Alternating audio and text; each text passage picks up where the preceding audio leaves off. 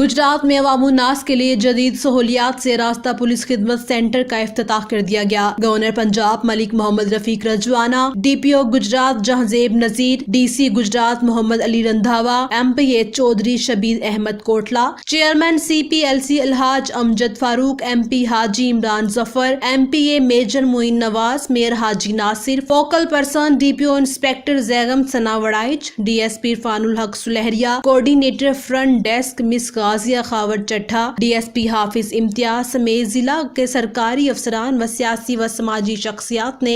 तकरीब में शिरकत की। DPO जहांजेब नजीर खान ने बताया कि अवाम उन्नास के लिए जदीद सहूलियात रास्ता पुलिस खिदमत सेंटर में शहरियों के लिए एक छत तले पुलिस करैक्टर सर्टिफिकेट, FIR की कॉपी, गाड़ियों की तस्दीक, अंदराज किरायादार, अंदराज मुलाजिम, जुर्म की इत्तला, गुमशुदगी की इत्तला, कानूनी रहनुमाई और ड्राइविंग लाइसेंस जैसी सहूलियात मुयस्सर होंगी।